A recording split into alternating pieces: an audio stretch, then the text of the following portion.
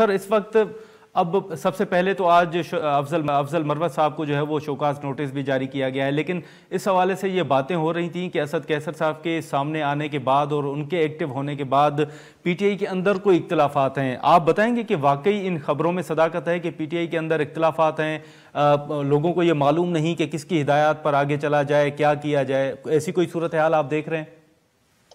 नहीं, मेरा नहीं ख्याल कि कोई इख्तलाफ है सच, क्योंकि उन्होंने एक मरवत साहब ने स्टेटमेंट दी थी जिसको लीडरशिप ने मुनासिब समझा कि ये मुनासिब नहीं था। अगर किसी को कोई एतराज भी हो तो वो with in the party discipline के अंदर रह के बात करनी चाहिए। तो मेरा ख्याल है उस वजह से उन्होंने शो का नोटिस दिया है और अनकंडीशनल अपॉलॉजी मांगी है। आई थिंक वो हो जाएगा सेटल, लेकिन इख्तलाफात तो देखें नहीं है, इसलिए पॉइंट ऑफ व्यू का इख्तलाफ ज़रूर होता है। ज़ाहिर है, आप किसी भी हवाले से जब आप गुफ्तगू करते हैं या जब आप कोई फैसला करते हैं तो फैसला साजी में तो ज़ाहिर है डिफरेंस ऑफ ओपिनियन तो हुआ करता है किसी भी पार्टी में, मगर जब एक हतमी फैसला हो जाता है किसी भी पार्टी के अंदर तो वो फैसला वो लीडरशिप का फैसला तस्वर होता है। और यहाँ जो मैक्सिमम फैसले हैं या इमरान खान साहब करती है या कोर कमेटी करती है, किसी इंडिविजुअल का फैसला तो होता नहीं है। तो मेरा ख्याल है कि कोई ऐसा इख्तलाफात नहीं है, मगर चूँकि ज़ाहिर है हमारी लीडरशिप जेल में है, कुछ लीडरशिप अंडरग्राउंड है और कुछ ऐसे मामलात हैं कि जिसमें डिफ़िकल्टीज़ हैं कोऑर्डिनेशन में।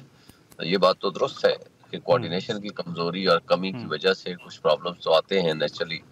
जब आपकी लीडर बाहर हो, आपके दरमियान कोऑर्डिनेशन रेगुलर बेसिस पे हो, आपकी मीटिंग्स रेगुलर हो रही हों, बंदे लेकिन आपके लेकिन लेकिन अंडरग्राउंड शोएब ना शाहीन हो। साहब, अभी ये भी खबरें ये सामने आ रही हैं कि शायद अली जफर साहब ने माजरत की है। अली जफर साहब जो हैं वो इंट्रा पार्टी इलेक्शन में चेयरमैन का इलेक्शन शायद वो नहीं लड़ना चाहते।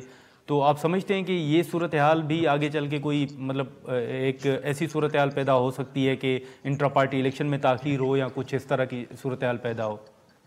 नहीं, मेरा नहीं ख्याल कि इसलिए कि इंटर पार्टी इलेक्शंस में तो जो चेयरमैन है ज़ाहिर है बानी चेयरमैन तो हमारे इमरान खान ही है ना, और फैसले भी उन्होंने ही करने जी। हैं। चेयरमैन वही हैं, थे और रहेंगे।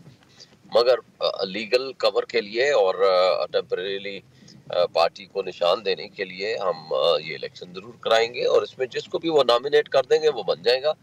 इसमें तो कोई कबाहत नहीं है, लेकिन फैसले पहले भी इमरान खान साहब करते थे जब गौहर साहब थे, और अब भी फैसले वही इमरान खान साहब करेंगे। इसमें किसी को कोई इब्हाम नहीं है। और बल्कि शुरू में जब गौहर साहब को बनाया गया था उस वक्त सबसे पहले ऑफर इमरान खान साहब ने हामिद खान साहब को, जो हमारे लीगल टीम के इंचार्ज हैं, जी। सीनियर एडवोकेट, उनको ऑफर की गई थी, मगर उन्होंने माजरत कर ली थी और उसके बाद गौहर साहब को दी गई थी। तो मेरा ख्याल है कि इसमें कोई हमारे दरमियान कोई इब्हाम नहीं है, कोई इख्तलाफ भी नहीं है। जिसको इमरान खान साहब नॉमिनेट कर देंगे वो चेयरमैन बन जाएगा, मगर वो चेयरमैन केयर टेकर कहें या आप उसको टेम्परेरी बेसिस पे कहें, क्योंकि जब ये मुकदमात के आर्डर सस्पेंड हो जाएंगे तो फिर इमरान खान साहब खुद संभालेंगे पार्टी को, और अभी भी फैसले तो उन्हीं के ही चल रहे हैं।